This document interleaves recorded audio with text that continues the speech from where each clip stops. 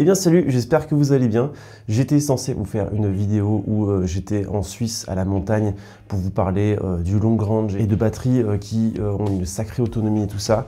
Mais au final, le temps était tellement pourri que j'ai pas pu faire ce que je voulais. Donc on se rabat sur une vidéo où je vais vous parler de matériel parce que j'ai jamais l'occasion de vous en parler et pourtant à chaque fois je me fais vraiment harceler sur mes réseaux et évidemment surtout sur Instagram. Qu'est-ce que j'utilise, des conseils, est-ce que j'achète ci, est-ce que j'achète ça. Donc moi je me suis dit que c'était le bon timing pour vous parler un petit peu de tout le matériel que j'ai, quel sac, quelle batterie, quelle caméra, pourquoi cette caméra, pourquoi cette lipo et tout ça, et vous inviter aussi à regarder d'autres vidéos que j'ai faites pour aller un peu plus en détail de ce que je vais aborder dans cette vidéo. Pour ceux qui me suivent, vous savez que je suis télépilote professionnel de drones stabilisés, de drones FPV et vidéaste avec des caméras au sol, Ronin et tout ça. Mais aujourd'hui, on va vraiment parler que du FPV parce que c'est ce qui vous intéresse le plus, en tout cas, c'est ce qui est le plus compliqué à cerner. Dire pour le drone stabilisé, j'ai un Mavic 3 Pro Ciné, j'ai 6 batteries et basta, il n'y a pas grand chose à vous dire de plus là-dessus. Pour ce qui est du matériel au sol, pareil, c'est un peu trop compliqué. On va pas rentrer dans les détails. Je vais évidemment parler de beaucoup de matériel, il y aura beaucoup de références et toutes ces références sont dans la description de la vidéo que j'aurai détaillée avec les batteries, les sacs, accessoires, etc. Comme ça, vous n'êtes pas perdu, vous pouvez m'écouter et revenir un petit peu plus tard dans la description pour voir s'il y a quelque chose qui vous intéresse. Dans cette vidéo, vous allez m'entendre exclusivement avec les nouveaux micros de chez Holyland. C'est le Lark M2S qui est dans sa petite boîte. C'est le petit micro invisible que vous voyez juste ici. Et en fait, on vient le mettre ici comme ça. Ça, c'est vraiment génial parce qu'au moins, on voit quasiment pas que c'est un micro et il n'y a pas un énorme logo d'une marque sur votre micro sans fil. Si vous intéresse, je vous le mets dans la description. En tout cas, moi, je vais l'utiliser pour toutes mes prestats. Ça faisait très longtemps que je n'avais pas fait une vidéo matériel. Aujourd'hui, c'est quand même un matériel que je compte garder quand même pendant assez longtemps. Donc, je pense que c'est le bon moment pour vous conseiller, en tout cas, vous faire des recommandations, des retours beaucoup plus à froid sur ce que j'ai pu avoir et ce que j'ai pu tester tout au long de mes années de FPV. Pour revenir sur les sacs, alors moi, je suis chez F-Stop depuis un sacré paquet de temps. Maintenant, je pense que ça doit faire 6 ans que j'ai des sacs F-Stop. J'en ai un, le premier que j'ai acheté en 70 litres, que j'utilise pour absolument tout. 70 litres, vous vous doutez bien qu'on peut trimballer un sacré paquet de choses. Et en fait, c'est votre dos qui va lâcher avant de pouvoir mettre tout le matériel que vous voulez. Alors, quand j'ai tout, voilà à peu près à quoi ressemble l'intérieur de mon sac. Hein. Je veux dire, chacun, évidemment, répartit ses affaires comme bon lui semble. La radio du Mavic, la Tango pour le FPV. Ici, on a les batteries. En général, j'en prends environ 6. Ici, nous avons le petit masque FPV.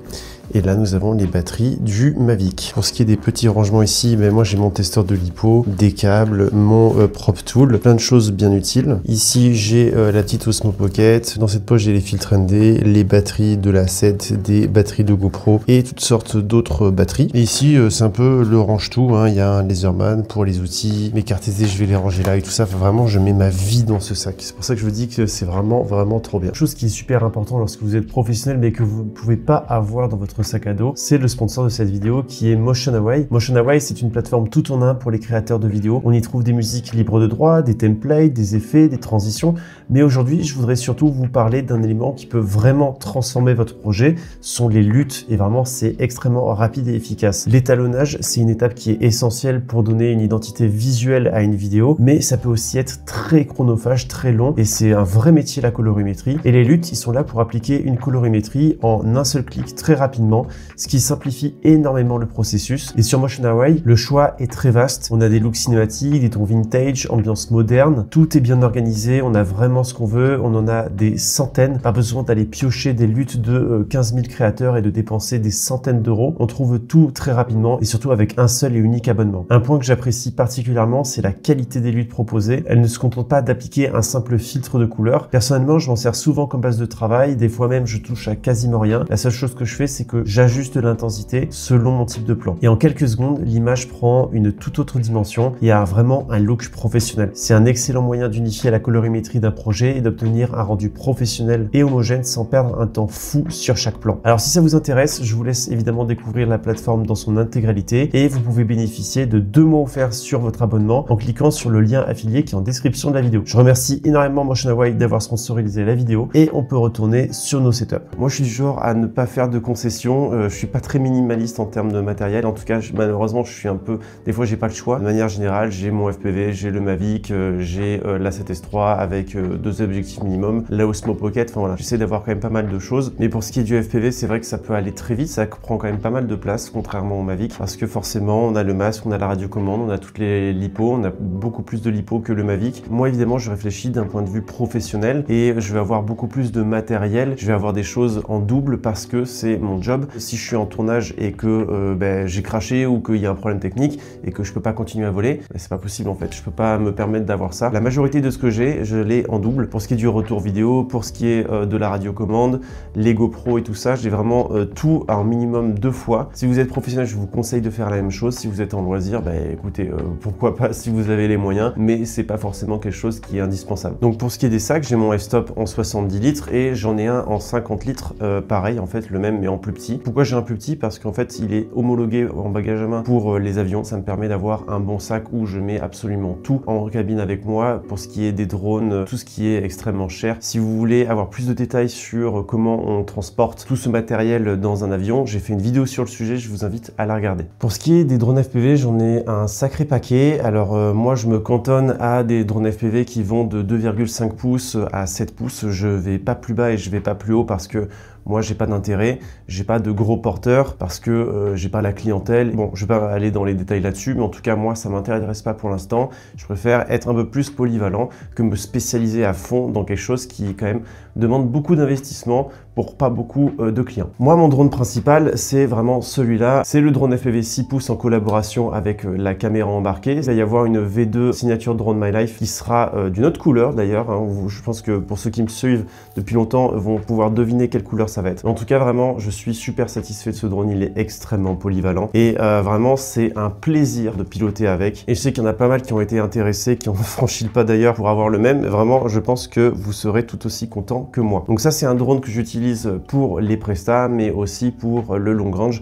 Ce qui est bien avec le 6 pouces, c'est qu'il est extrêmement polyvalent et il peut faire vraiment beaucoup de choses. Ce que je devais vous tester à la place de cette vidéo, le drone 7 pouces que j'avais déjà un petit peu volé. Il y avait eu des grosses mésaventures pour ceux qui ont vu mes précédentes vidéos où il y avait eu un bon petit crash avec. C'est la Flex One en 7 pouces. Il est extrêmement petit, le châssis est vraiment petit. On peut pas mettre grand chose comme batterie. Pour un drone en 7 pouces qui est censé être pour du long range, ne pas pouvoir mettre des grosses lipos, je trouve que c'est un peu dommage. Après, bon, on peut toujours évidemment en mettre en dessous, mais bon, c'est quand même pas très pratique. J'ai essayé de changer un petit peu les réglages, il vibrait beaucoup et tout. Si il y en a qui ont cette frame en 7 pouces et que vous avez des réglages, n'hésitez pas à les partager vraiment, parce que moi, je galère vraiment à trouver les bons PID. Je teste encore ça, malgré le fait qu'il vibre, n'empêche qu'il y a une autonomie qui est quand même assez impressionnante. Au niveau des specs, j'ai des T-Motor en 1500 kV, des F90. C'est la récup du Bob 57, ou je sais plus là, le Bob en 6 pouces. Avant qu'on me demande, je filme exclusivement avec le système O3, je suis pas en O4. Alors le O4, il est génial hein, pour ceux qui commencent et qui n'ont pas encore investi dans des systèmes de transmission HD de chez DJI. Je vous recommande d'aller vers le O4. Moi, je suis en O3 parce que j'avais déjà toute ma flotte en O3 et ça me suffit amplement. Je connais ce système, il est extrêmement fiable. Alors, c'est vrai qu'il chauffe un petit peu lorsque il fait très chaud, mais voilà, moi, j'ai jamais eu de problème avec un O3, donc je reste là-dessus. Pour ce qui est des lunettes, j'utilise les DJI Google 2. Personnellement, je trouve que ce sont les meilleures qu'on peut avoir aujourd'hui. Elles sont de moins en moins chères, elles sont compatibles avec le système O4 et O3. Et moi, ce qui m'intéresse beaucoup, c'est vraiment le form factor. On a la batterie externe, donc je peux avoir plusieurs batteries avec moi. Et les antennes stock sont vraiment très efficaces. Honnêtement, je n'ai pas ressenti le besoin de les changer avec déjà les kilomètres que j'ai pu parcourir avec. Et pour ce qui est du système de transmission radio, hein, ici je suis en Crossfire.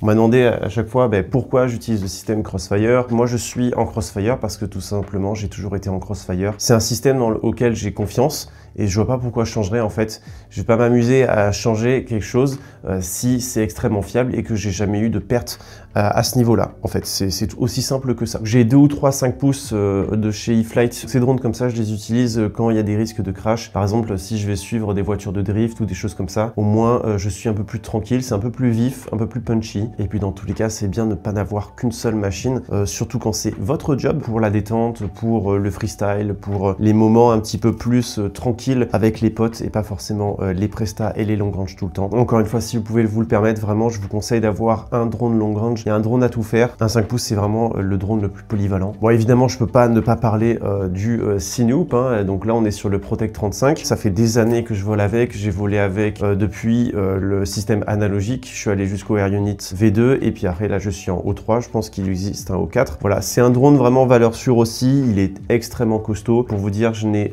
jamais changé les hélices tellement il est costaud. Bon, aujourd'hui, je commence un peu à avoir fait le tour. Je vois un petit peu les limites de ce drone et j'aimerais un petit peu level up pour ce qui est du Cinehoop, avoir quelque chose d'un petit peu plus vif parce que mon pilotage s'est amélioré et j'ai besoin d'aller encore plus loin que ce que ce drone me propose. Normalement, on devrait pouvoir bosser sur quelque chose avec la caméra embarquée, comme ça on aurait un Cinehoop made in France. J'ai hâte de ça, j'espère qu'ils vont se dépêcher. J'ai plein de drones FPV, je vais pas tous vous en parler, mais il y a aussi celui-là qui est vraiment cool pour commencer. C'est le E-Flite Defender 25 qui est vraiment chouette, je m'amuse beaucoup avec, il a beaucoup de peps. Seul petit défaut de ce drone, c'est l'hélipo propriétaire. C'est un bon petit concurrent du Avata, je trouve, et on se rapproche vraiment plus de ce qui est la réalité d'un pilotage de drone FPV. Pour ce qui est des caméras que je fixe sur mon drone, j'utilise depuis toujours les GoPro. Depuis récemment, je suis avec la GoPro Hero 12. Avant, j'avais la 11, avant, j'avais la 10.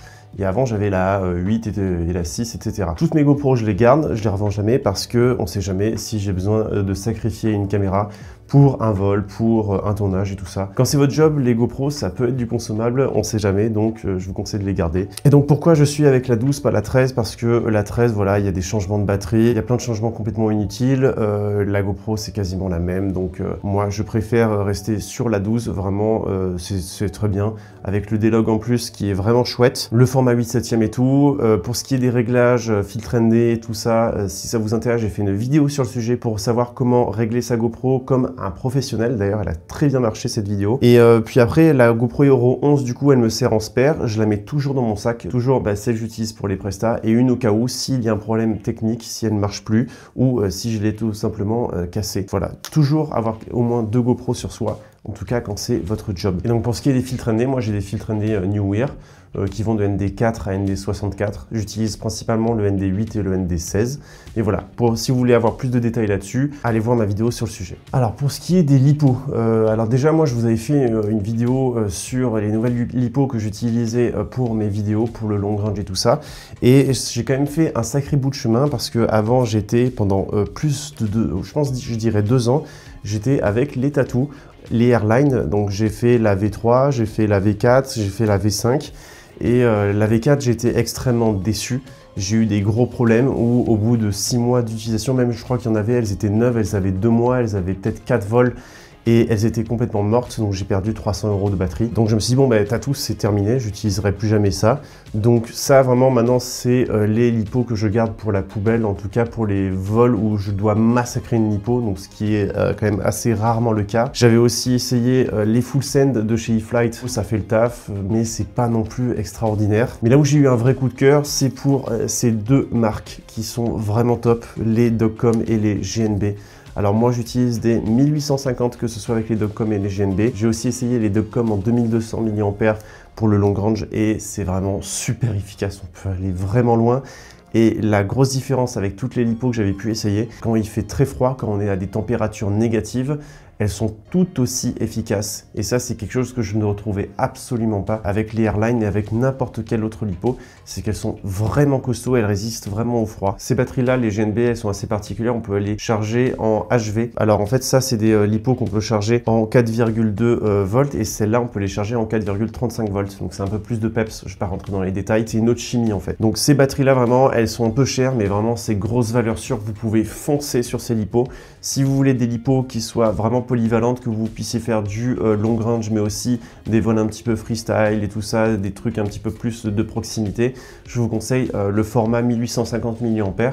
Vous serez vraiment tranquille et ce sera vraiment un bon investissement. 1550 mAh, ce sera un peu trop bas pour faire du long range et si vous tapez dans des 2200 mAh, Là, ça va être un petit peu trop gros pour des vols un petit peu plus cruising, freestyle et tout ça. C'est pas la peine d'avoir des batteries aussi grosses. Parce qu'après, pour le long range, j'ai aussi les 3000 mAh en JNB. Elles sont vraiment assez impressionnantes. J'ai fait des sacrés vols avec. J'ai pas pu les tester à fond, mais j'ai fait un vol dans les Dolomites qui était assez impressionnant avec cette petite brique. Et concernant les Lions, alors j'en ai essayé quelques-unes. J'ai essayé évidemment celle de E-Flite et on m'a aussi envoyé celle-là, les Voltora, qui sont faites en France, conçues par des Français. Et j'étais quand même vachement surpris. Alors c'était censé être le sujet de la vidéo à la place de celle-ci, hein, à la montagne en Suisse. Mais bon voilà, le temps pourri, j'ai quand même pu faire un petit vol avec et c'est vrai qu'elles sont assez impressionnantes. On n'a vraiment pas l'impression d'avoir une Lion. Donc pareil, je peux vraiment vous les conseiller celle-là. C'était vraiment une phase de test et normalement avec ça, je devrais faire du vraiment très lourd quand les beaux jours vont arriver. Là, on peut vraiment aller dans l'espace avec, vraiment, on peut aller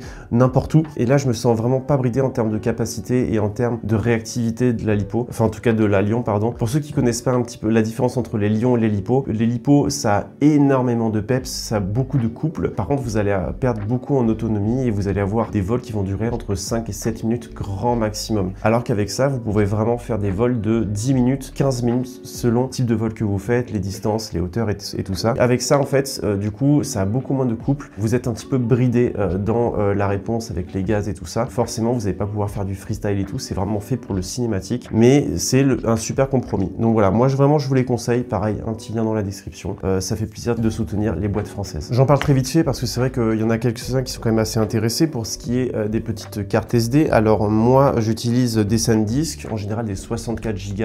J'en ai toujours une de 250 Go et une de 128 Go aussi. Comme ça, moi, vous avez tout à un même endroit. Vous n'êtes pas obligé de supprimer vos rushs sur la carte SD pour en mettre de nouveau et puis toujours avoir des backups. Ayez toujours vos rushs en double. Quand vous avez sauvegardé vos rushs, gardez-les sur la carte SD. Comme ça, s'il y a un problème quelque part, vous avez toujours une copie. Alors, tant qu'on y est aussi, pour ce qui est du montage vidéo, de la stabilisation, des backups et tout ça, moi, j'utilise des SSD pareil de chez SanDisk, hein, des 1 Tera, c'est vraiment le top. J'ai aussi quelques 2 Tera. Ça, c'est très pratique pour sauvegarder tous vos rushs. J'ai arrêté les HDD parce que à chaque fois, ils meurent au bout d'un an. Les SSD, on n'en a jamais assez. Et pour ce qui est du PC ou du portable, moi, ça fait 1 an que je suis sur Mac avec une puce M3, vraiment c'est le top. J'ai aussi une tour sous Windows, mais maintenant pour mes montages vidéo, j'utilise que le Mac parce que j'ai jamais de crash en fait. C'est super bien optimisé. C'est un petit peu plus long que mon PC, mais le truc c'est que le PC en fait, une fois sur 5, il y a un crash lors de mes montages vidéo. Donc moi je peux pas me permettre de perdre autant de temps. Aujourd'hui, je fais mes montages sur Mac et tout le reste après je le fais sur le PC. Voilà, je pense que c'est pas mal d'avoir un petit peu les deux univers. Bah écoutez, ça a été un petit peu fastidieux cette vidéo. J'espère que ça a été intéressant et que vous avez pu avoir des réponses à certaines interrogations par rapport à mon setup. N'hésitez pas évidemment à parler du vôtre aussi, ça peut être super intéressant